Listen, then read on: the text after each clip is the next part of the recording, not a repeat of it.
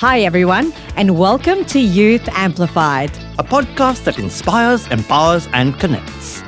I'm Ronna. And I'm Brian. And in the spotlight today, Between Cultures, exploring the duality of identity.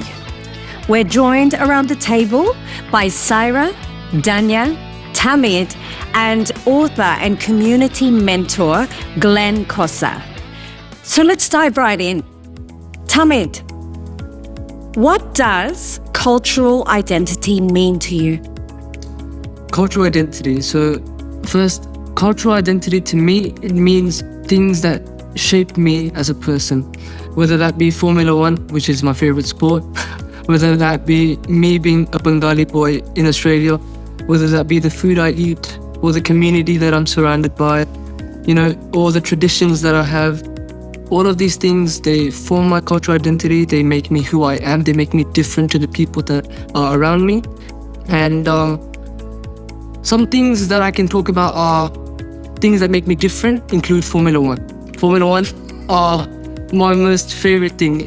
Anything sport related, you ask me, Formula One, Great. Do you have anything to add to that? I definitely agree. Same likewise. So I've got a Pakistani background, and so all of my everything that I do in my day-to-day life, including my family, the media I consume, for me that's all my cultural identity, right? And they bring back my values that I uphold every single day. For example, that would be giving back to the community, helping out as many people as I can. And so for me, all those experiences have really shaped for me my cultural identity. To me, cultural identity, I think it's one of the ways that I see the world. So it's a large dominant frame and lens for me, but it's not the only, lens or frame that I interact and engage the world with. Yeah. So they're my social circles with my friends, and they're often from other different cultures, but I'm still able to see myself in them. So one of my dominant frames for interacting with the world. Fantastic. I'm going to hold that thought because do you ever feel any pressure from, family or community or people around you, to be a particular way or to represent your culture a particular way? And, we're talking about elders in your community and young people who are around you. So I think I don't really feel that expectation with young people because I think they're on I wouldn't say a similar path, but a similar stage of trying to find themselves. But I do think the further I immerse myself in the local Filipino community, because that's my background, I often assume that they have this unspoken expectation that there is a certain way to do things and practice your Filipino identity. But one of my core beliefs is that, culture isn't static. It's always evolving and it's dynamic. And whether it be like the Filipino-Australian culture that's evolving here, or even like the culture back in the homeland. So I often feel like it's inevitable. I will, encounter or like feel that tension that I might be doing things a little bit differently to what they expect because they're not too open to that shift. But I feel like I'm at a stage of my life where I don't really care about what they think. If it's true to me and it's true to the people that, because I am involved in the community and it's often young people that I serve, then I shouldn't really pay too much attention to what other people are thinking when they're not really my main focus. Yeah. Great. And your insights are echoing through to me because my background is also, I share that with you as a Filipino. And that's such a beautiful way of navigating what, we think about as pressure and who you see yourself to be. So thank you, Saira. Daniya, do you have any thoughts around? I think definitely growing up, there is that, there's a pressure that whether it's very much in the forefront of everything I do or not. I think the most obvious one is, or the most common one is academic excellence. I think also along the fact that I'm a woman in STEM and I pursue an engineering degree, there's generally a stereotype that happens where, for example, maybe females can't do engineering, right? Yeah. I'm not saying that's not my parents, but it's that little stereotype that puts a lot of people prevents them from pursuing what they want to be passionate about. And so I do think, however, recent years, there has definitely been a shift in perspective that there isn't only a very much a male-dominated area, right? And anybody can do engineering, anybody can do, they say, any other, could say stereotypical stereotypical category that's been given by the culture and the community. Yes. But that's kind of what I would say. No, that's excellent. Glenn, hearing all this, do you have a comment to make on it? I love it. I love the whole topic. I love the people that we've chosen, that we're sharing the platform with. Particularly it's interesting the sorts of things that you're talking about. So in the beginning, when somebody is, say, 5-year-olds like my grandson, if you were to ask him to introduce himself, he'd say, "My name is Noah, and I like chocolate ice cream." He's a consumer, and that's it. That's his cultural identity. As my other grandson gets older, he's probably in his early teens. You're going to ask him. He would say, "I'm Jacob, and I'm all about school and sports." Interesting. We talked about the racing, right? As we get older, we start to shift into our early 20s. We start to think about, what do I stand for? And that's what we're hearing now, is the beginnings of what do I stand for. And naturally, we look to the people that have the biggest impact on us, and that's going to be our parents and our cultural group. So what do we stand for is a place where we start.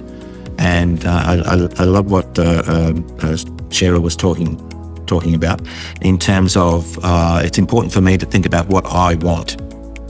And that's where the pressure comes in, as to whether this is right, whether this is wrong or not. And again, it's about, what do I stand for? And I heard the word values being mentioned. So values are so important in us deciding what our identity is going to be and helping us navigate the pressure, because the pressure is inevitable and it's always going to be there. And it's just how does a young person do that? So that's my initial observation. Take on it. Yes. Yeah, because I really think, I'm from an Indian background, as you know, but I really think, and I was sharing this with Saira earlier today, is that, we've come from overseas and we've come here. And I often tell the elders in our community, you're more Indian here than you were back there. And I think that's because sometimes they don't look at culture as an evolving thing. They look at it as something to hang on to, and therefore shape the identity of the generations that follow. It can be a safe space. That's right. I think it's also important to reflect on the white Australian population, because the same thing happens. The pressure for the identity is there. As each generation develops and evolves, we blame the one before, the generation before, and that happens in every society. Now, Daniya, I have another question for you. The first one that popped in my mind. So, can you describe a time when your cultural background actually became a source of strength for you, or a unique advantage for you? Yep, definitely. So throughout my journey of doing robotics and helping out in the community as youth ambassador of international charity, I was very fortunate to be acknowledged by a lot of different organizations and communities through awards. So for example, I was able to receive the New South Wales Young with the Year Award. And so for me, that was such a great achievement. However, I think the great achievement for me was someone from my background, someone who was Pakistani, who was Muslim, who was from Western Sydney, and basically was involved in STEM. Nobody had previously achieved an award like that before for my community. So basically all of these achievements and involvement in different projects, they acted as a source of motivation for me. And I realized that through all these awards, that a lot of the time, people from my community, their achievements tend to get overlooked because they're a bit, let's say, shy to step forward to say, I've done this, right? Because a lot of the time they have imposter syndrome, right? Where they're like, oh, I haven't done enough, right? Saira, any thoughts? Can you think of a time where your cultural background actually came through as a strength for you or as a unique advantage for you? Yes, definitely. So I currently work in the public sector, and part of my role is engaging with multicultural communities. So, I understand there are certain sensitivities that you have to navigate when, engaging with certain communities. Glenn, again, coming back to you, and listening to all this, what advice would you give a young person sort of trying to, walk the tightrope, so to say, and balance things? Yeah, I think, as always, the advice is embrace everything. Embrace your own strengths, embrace your curiosity, embrace the cultures that you're from, because there's a lot of confidence, there's a lot of strength, there's a lot of diversity there, but also be accepting of the situation. Let's go down the line. Young people your age, Tahmid, what would you tell them? Young people, I would tell them, I was thinking about this earlier, and main thing I would tell them in terms of culture, that you should talk to your parents. Parents are the biggest things in your life, as my parents told me, which I'm telling you guys now, that they're the two people, your mom and your dad, the two people who will always have your back. So if you talk to your parents, if you communicate with them, you understand them, you can understand like where they've come from, because the thing that we've grown up knowing is that as your parents were younger, they traveled 30-40 kilometers to school, they came back from school, but you don't see the harsh reality that they had to face during that time, right? For example, my father, when he went to study, he had to study in India. So when he had to study in India, he had to leave his family, he had to sacrifice so much. Yep. So really knowing the things that your parents have gone through, not what society tells us. Really knowing what your parents have gone through, the harsh realities that they face, and can help you understand the things that you're missing out on. So, because us being second generation here, we have it easy. For me, it's easy compared to what my parents had. Yeah. But yeah. And like was mentioned before, I think my biggest advice is obviously embrace everything, your culture. It's very important. But also by embracing your culture, you should also understand that you shouldn't let any stereotypes or any preconceived notions to stop you from pursuing what you're passionate about. And to always put in that 110%, even if it means actually to put 110% to get what you wanted, that there's actually no barrier. So just pursue what you're passionate about without any pressure of, there's a specific path I should follow. Yeah. And do you think that's easy as a person from a particular background? I think that... Was it a fight? I would say somewhere in between. So for me, I've always been very headstrong in what I want. For me, it was from the beginning, I knew I liked robotics, right? And I did absolutely everything I could to get into that robotics field and to get into areas or conversations that where people like, for example, my background would normally not be in, right? And so I think I was able to do that because I realized that's what my passion was. Robotics was my passion, and I'm ready to do absolutely anything it takes to get into it.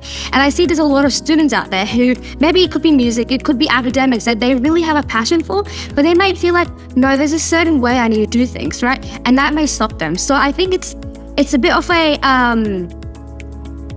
mixed situation where I think there is definitely pressure, but I also feel like it's not that hard to break from that. Like, I do think it's important to understand, the path your parents have taken to come to this country. But I think at the same time, a lot of people our age, what they understand to be culture has been shaped by their parents.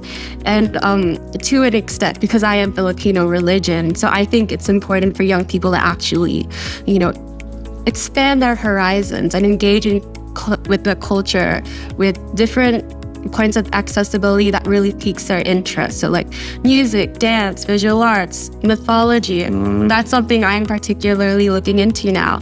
So I think it's important to find that point of culture and engage with it and let it be your gateway, but also understand at the same time, there's going to be parts of culture that you're not 100% going to resonate with, and that's always going to be okay.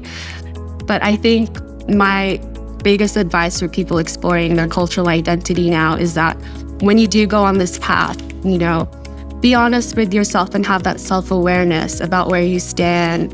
I think it kind of relates back to your point about how some certain figures in the community will try to cling on to culture as a way to overcompensate. I think that's the last position you want to put yourself in as a young person. Particularly picking up on your last point, and it's a cliche, but sailing ships are meant to sail in the open ocean, not stay in the harbour. Right, the harbour can be comfortable and safe, and so too our basic culture, where we come from. Place is comfortable and it's beautiful and there's lots of things to learn, but a sailing ship needs to go out into that open ocean and sail. So embrace the waves, embrace the storm, use the strength that you have with you, that you take on board, and just enjoy life. Excellent. Thank you, Saira. Thank you, Daniya. Thank you, Tahmid and Glenn for joining us today. Very well. It's been a pleasure. Lovely to have you. And till next fortnight, let's continue to inspire, empower, and connect. And remember, Your voice matters.